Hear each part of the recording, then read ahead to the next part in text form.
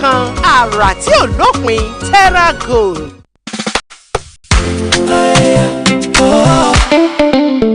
Fi kówó kan sọ̀bẹ̀ jẹ́ káàdùn máa ṣàn. Mo bí gbogbo oúnjẹ ṣe gba ìfẹ́ gbogbo ènìyàn. Terra. Oorun dídùn ń rukún gbogbo ilé. Ó sọ gbogbo oúnjẹ alẹ́ dá láyọ̀ láti jẹ. Terra. Terra kìlọ̀ ṣí ayọ̀ tú ìtọ́wò àdùn sílẹ̀.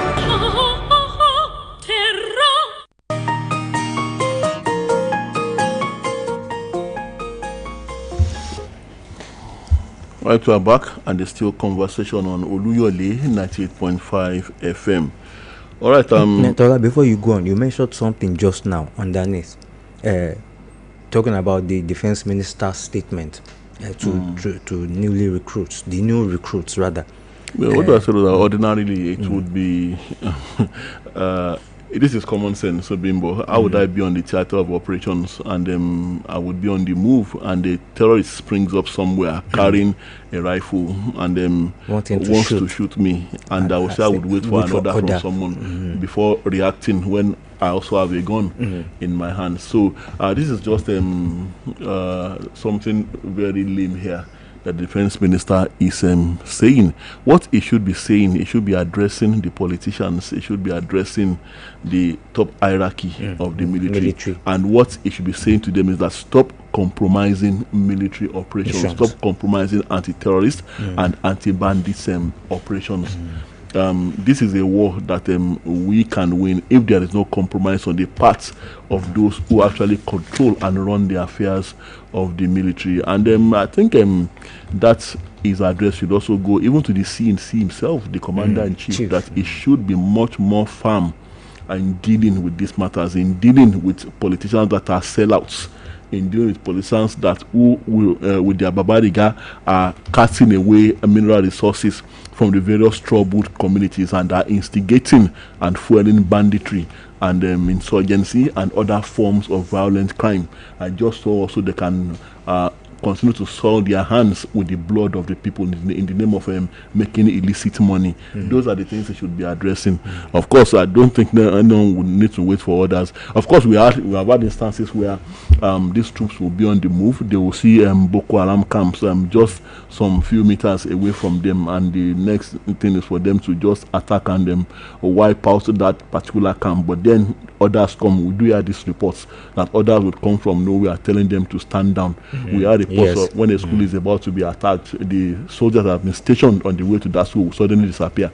And as we speak, no one has been able to tell us who and who gives those orders at those precarious times.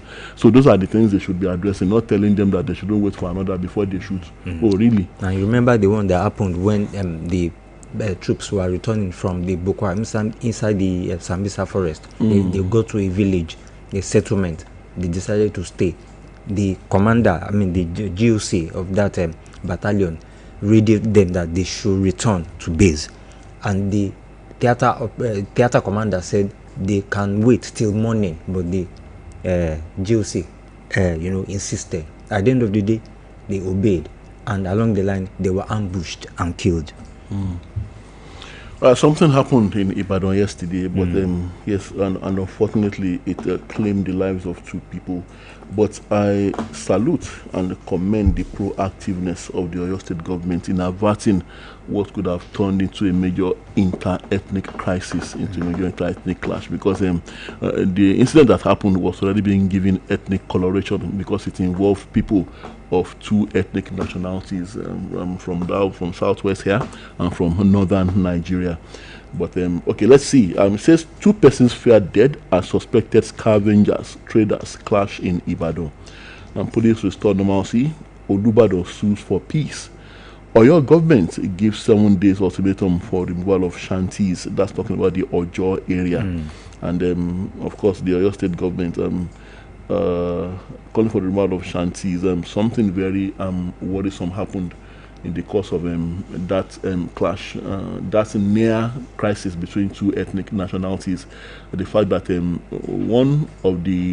a side to one of the crises emerged from the shanties, and they were pulling weapons, firearms from the shanties, according to reports that we got, and they were using those firearms. And so to tell you that those shanties are probably crime bases, yes. actually, and I doubt places where firearms are concealed. Yes. And that's why the Oyo State government is giving this ultimatum. The story says 2 people reportedly lost their lives while several others were injured in a clash between a suspected ethnic group and traders in Ojo area of Akinyele local government area of Oyo State on Wednesday. The clash, which started midnight on Tuesday, was attributed to a transaction dispute between the point of sale POS operator and the commercial tricycle operator. Now, the POS operator, according to an eyewitness account, the POS operator had issues with the service provider network, which made it difficult for him to confirm whether the transaction was successful after payment had been made. Well, this, according to Aziz Olamekwosi, the witness, made the POS operator to demand for a refund of the money which the Okada rider claimed to have used. Well, around 11 p.m. and 12 midnight yesterday, a man riding Keke Marwa went to a POS at Strasbourg area to make a withdrawal. They gave him the money, but while they were trying to complete the transaction, the network was bad. He had already collected the money and used it, but the POS operator said the transaction had not gone through. But the rider assured those present that he had no intention of fleeing and even offered his belongings as security pending the resolution of the failed transaction. The man said, "This is the key to my Keke Marwa. This is my mobile. You can keep them. I'm not running anywhere." He alleged that while discussions were still ongoing, another individual suddenly intervened violently. While they were arguing, somebody suddenly came, slapped him, that is, slapped the Keke Marwa operator and stabbed him until he died. While another death was recorded today, Wednesday, the eyewitness said, in the course of the clashes. The witness further claimed that despite the victim's repeated pleas, he was allegedly assaulted by many people. The witness also criticized the handling of the victim after the attack, adding, "He died yesterday. They didn't even rush him to the hospital immediately. They took him somewhere else first before people eventually rushed him to the hospital. He had died." Now, the situation deteriorated on Wednesday morning when residents gathered to seek an explanation over the alleged killing.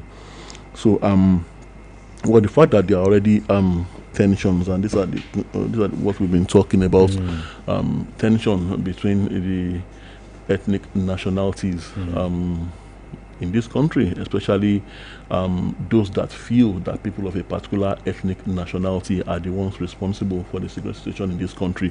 So I get that must also have come to play. Maybe the ones felt on the ones that stabbed the Keke Marwa rider to death felt unduly on the defensive, and they decided they chose to attack him instead of letting this be resolved amicably. So when reactions came, the matter was about to be given an ethnic coloration, was about to degenerate into an ethnic clash. Whereas like the Hausa and Yoruba leaders, when they later met with the deputy governor, like they rightly said, arguments and even when it degenerates into violence, does not have an ethnic face. It is a human thing. It was simply a quarrel between two human beings that was allowed to go very, very wrong, that was allowed to turn violent, unnecessarily violent, that the deputy governor said it was an unavoidable development. It was an avoidable development. It was very, very avoidable. It shouldn't have happened. But thank goodness for the prompt intervention of the deputy governor. Even at the police, risk to himself, he went there. Bimbo. And the police. Oh, Bimbo, if it was going to, I think it was more of the presence and the handle of the matter by the deputy governor and the Oyo State government. But the police had already been on ground. Bimbo, if it's going to degenerate at that level, people would no longer be afraid of the police, not even the army. Bimbo, if things are fine, I agree. I also commend them that they did their best and they did not let things go awry. But eventually, I think it took more of this intervention. The deputy governor later brought the Hausa and the Yoruba leaders together. Those were the two ethnic nationalities involved. To say it now.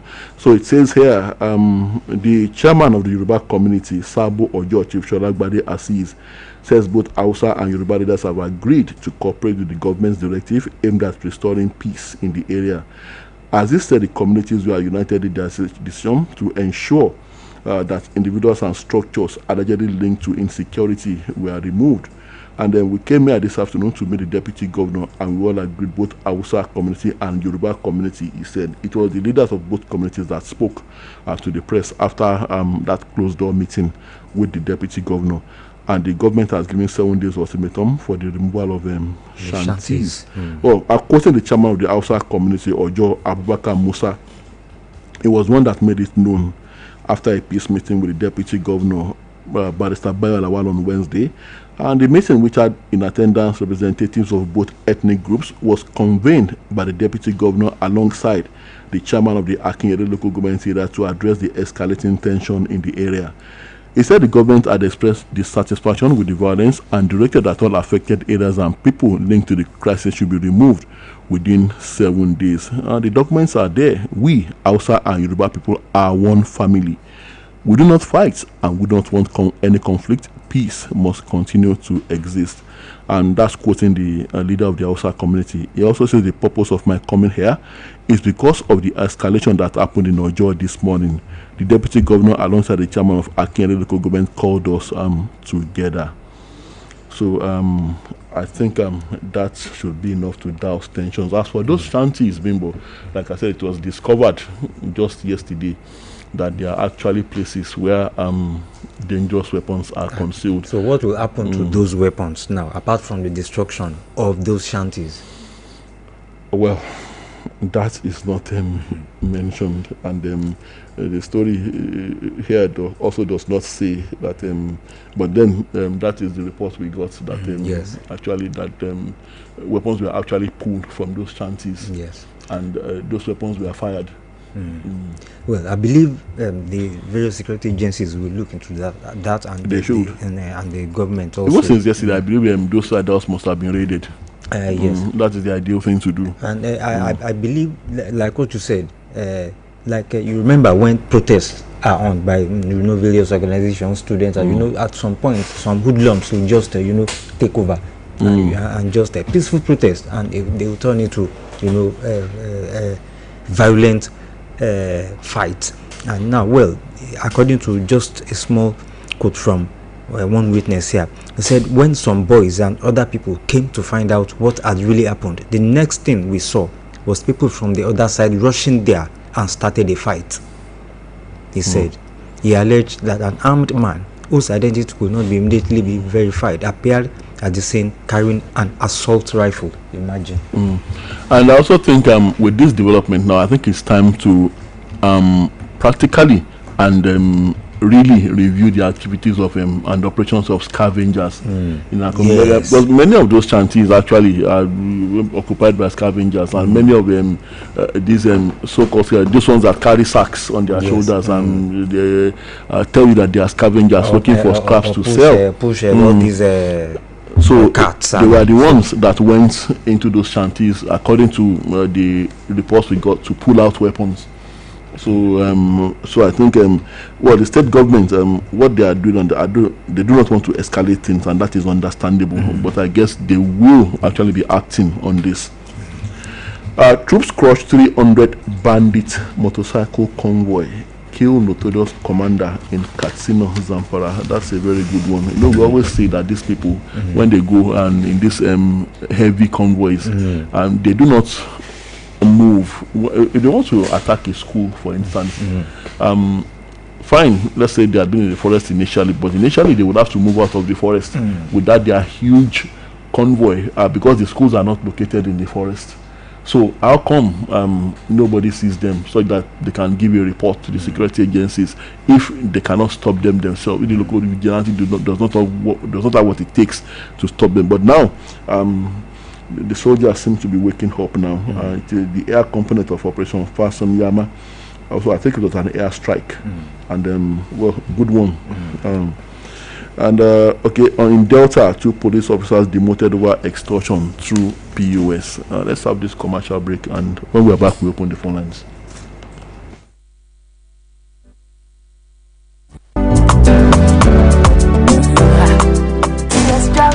Lord Bakadi Diboreo, go get your PVC. Go get your PVC. Ó lè kópa o nínú ètò ìdìbò tó ń bọ̀ 2027. àwé go get your PVC. iléeṣẹ́ tẹlifíṣàn àti rédíò ìpínlẹ̀ ọ̀yọ́ BCOS ilé akéde ló ń gbé sí wa létí pé yára lọ gba káàdì ìdìbò rẹ kó tó di pé gbígbà rẹ̀ máa tẹnubodò pàápàá jùlọ kó o lè bá a kópa nínú àwọn tó máa fìbò sọ̀rọ̀ sókè lọ́dún 2027 yára lọ gba káàdì ìdìbò rẹ. àwé go get your PVC.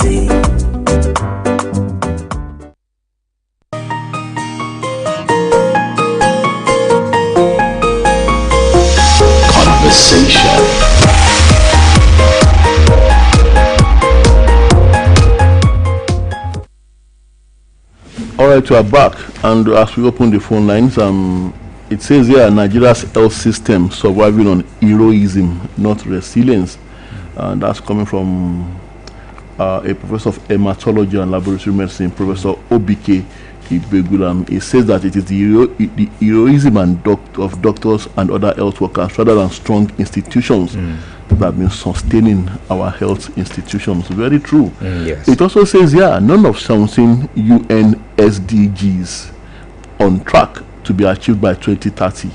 Reports find that's sustainable development goals. 17 that we have set for ourselves. And the report says, UN report that we cannot achieve it even by the year 2030. And yet we say we are moving. Yes, we are moving forward. Hello, good morning. Good morning. Hello, good morning. Hello. Please do well to call us back. We can't hear you. Hello, good morning. Oh, we lost that again.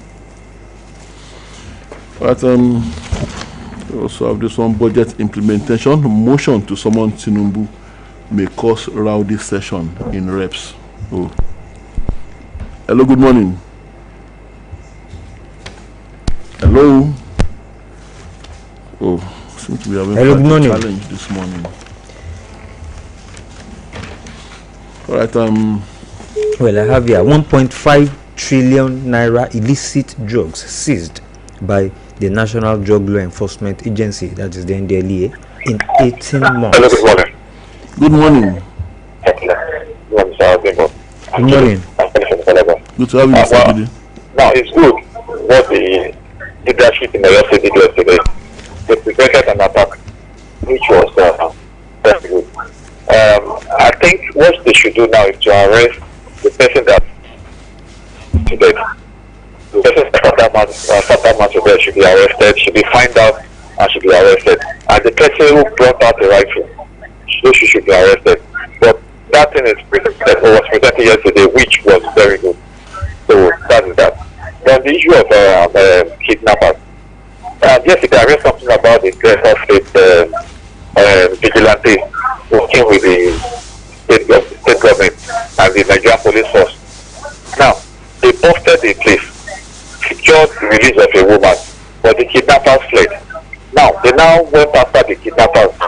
72 hours after, 3 days after, they found the locations of the kidnappers, and they waited till night and they attacked the kidnappers, killed I think about 2 or 3, captured their leaders, and their leaders have been one of the notorious kidnappers tormenting the place. So that is the story I would like to hear. I want to hear. Not that you are, because you have secured the release of the victim, you allow the criminals to go. Don't allow them to escape. Go after them, even if the days after. Go after them. So that's the story that we always. The one in the kitchen that they released those guys.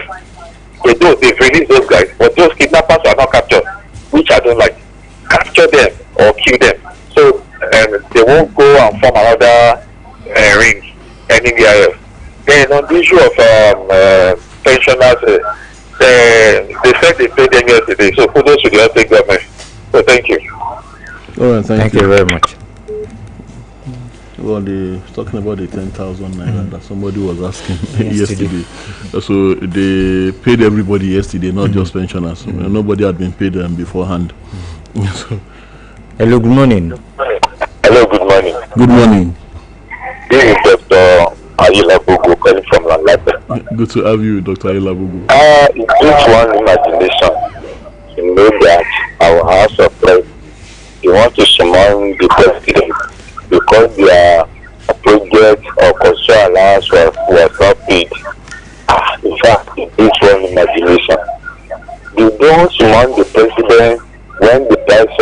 curriculum is up and nobody is attempting to jack it down. Those who man the president with this security supply of power, they don't serve in fact the president because of their poverty. Now they are money because their conscious allowance was not paid.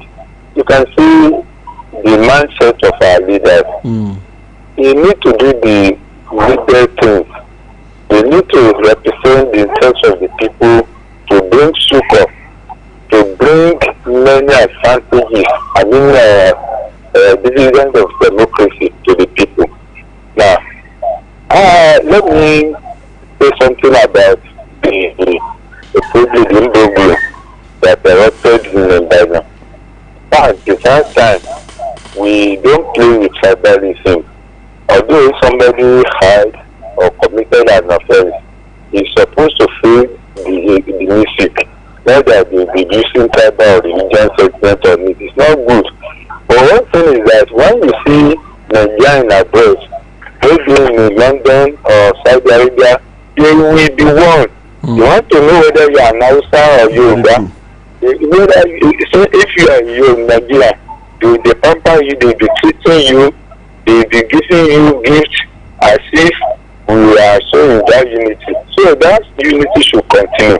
Thank you, Dr. Labugu from Langlasa. All right, thank you. Thank you very much. Deputy Governor yesterday, while speaking with correspondents at the scene of the incident, actually promised that the perpetrators of the crime will be brought to book. Hello, good morning. Hello, good morning. Good morning. I can be advised from you. Good to have you, sir. God bless you, sir. I just want to comment on the Gajabia Mila, Prince Adeyemi, whatever, and the federal government. Thank you, sir. This issue, if it is not practically swept under the carpet, my belief is that for federal government, it will be like Judas Iscariot trying to deny that he never had any hand in the death of Jesus Christ, because it reflected, according to the statement in the budget. How can the federal government explain this away with money? Thank you very much. I may not be alive to contest in 2027. I guess you, Mr. Peter will be. And he's not accusing anyone of being after his life. Rather, he's saying that he's getting frustrated. Quoting him now, he says, every single thing I do for a living, this government is frustrating it deliberately so. Everything. He says it's not an accusation. I know I get frustration every day because you do things that you think would be normal. It is not normal anymore. He says they won't come directly for him, and then it goes on and on. So that means he's trying to say that the frustration might affect his health. Man might kill him. That's what he's trying to say. Okay. You won't die, Mr. Obi. We would love to see you contest in 2027 to throw your hat in the ring and test your popularity with Nigerians. So don't die and don't give us an excuse that it is frustration that killed you. Yes. You'll have to explain yourself to Baba God when you get to heaven. Hello, good morning. Hello, good morning. Good morning, sir. Good morning. Good morning, sir. Good morning, Mr. Ojo Michael. Hello, Mr. Ojo Michael. Yes, sir. We are with you. At the issue of this ghost agency, people have talked and they have talked correct. I'm not sure the thing will see the light of the day. That's the truth of the matter. I'm not saying that ICPC or AFCC are not supposed to probe. They know which agency is supposed to probe them. If I thought the right agency probe them, it will not see the light of the day because they say it has the hands of top and right. That is that about that. And the issue of a job. Where these people, what is going on in this country is not palatable, it's terrible. Where did they get gone? So that means what is wrong this country?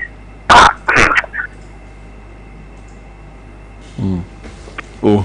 That's it. God bless you. Mr. Ojo Michael, just ask the question to me. The answer is very obvious. If you want to going to do, just make the right inquiries. You'll get it.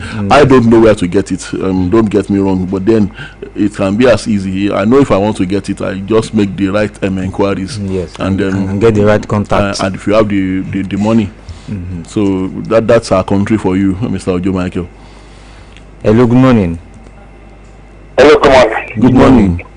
I'm Alex Nwere. Good to have you, Mr. Nwere. I'm the recruitment. Somebody has to go where? Most of people don't not because of their passion. They don't be there because of the hardship in Nigeria. When they see the doing music, they will go back. That's the truth of the matter. What about the American the 300 the back? 300 up to 700. I don't move and they reach one place. I can't understand what they say. They make 300 must go back and we saw the commander. How come about Tola and Bimbo? Now I tell you about the government budgeting. It is in the Nigerian system. We really have a bad government. So that's why we talk about the Singapore president. What I'm talking about for IMF. Money everywhere. Come back and I'm him. When can Nigeria have such a man who can manage Nigeria to very well? The question answer. Thank you, Morris. Thank you, Mr. Alex Enwerem. Bimbo, trouble, another storm is brewing in the Middle East.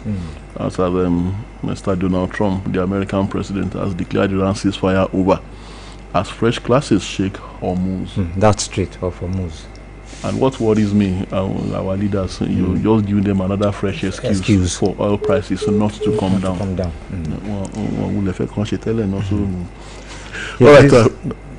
This last call. Okay, let's take quickly. This last call. Hello, good morning. Hello, good morning. Good morning.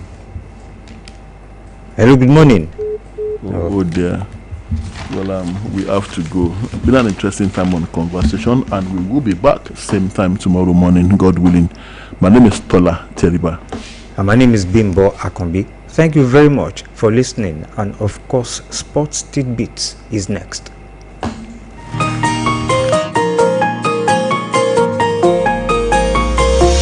Conversation.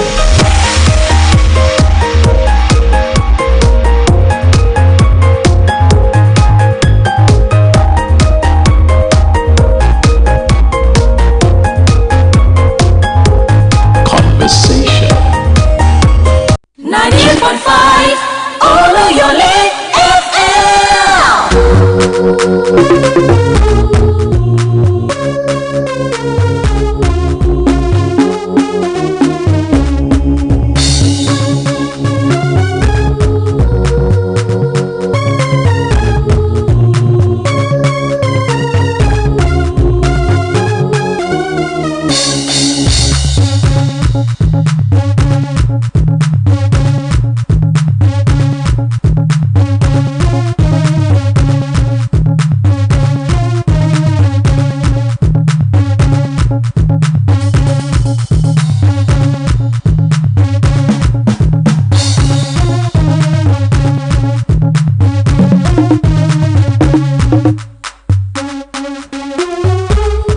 Of course, it's Thursday morning right here from Oluyole 98.5 FM, and of course, you know, from this time your breakfast spot you on radio hits the airwaves. Of course, always a pleasure to be behind the microphone as we serve you the latest in the world of sport. My name is Tobias Jowoli, and of course, you know, Sport Beat is the name of the program. Welcome right to the mother station, Oluyole 98.5 FM in the big brown city of Ibadan. Just here in the city of Ibadan, we are broadcasting on our two sister stations, Okeogun 96.3 FM and Agility 92.1 FM. Of course, you could listen to us or watch us wherever you are across the world. We are live on Facebook and on YouTube. Oluyole 98.5 is the channel name where you can watch the live stream, and you could also stream us on Radio Garden. You could stream us on Online Box, Radio Online Box. So there are multiple channels through which you could listen to your favorite sports show on radio. Of course, you could also call into the live studios 070-5555-1985, 070-5555-1985, or you could also call 080-5500-9850. And of course, yes, on the program this morning, our prediction game returns as we'll be picking two winners. Or via the phone lines, I would also be picking two winners on Facebook this morning. So very soon the Facebook stream will be coming live, and of course we'll be predicting our World Cup game set to go down later tonight. That fixture between France and Morocco. So put on your thinking caps and look into your crystal balls, and yes, drop your predictions once the live stream comes alive. And not just dropping that live stream, also like and share the stream to your community, so we can have a robust discussion and even a robust audience on the program this morning. Well, without further ado, let us start as we dive in, starting from the slam dunk game of basketball, where Nigerian American power forward and former NBA and Barcelona star Chimezie Metu is now set for a new challenge in Turkey as he finalizes an agreement with Galatasaray Istanbul. And this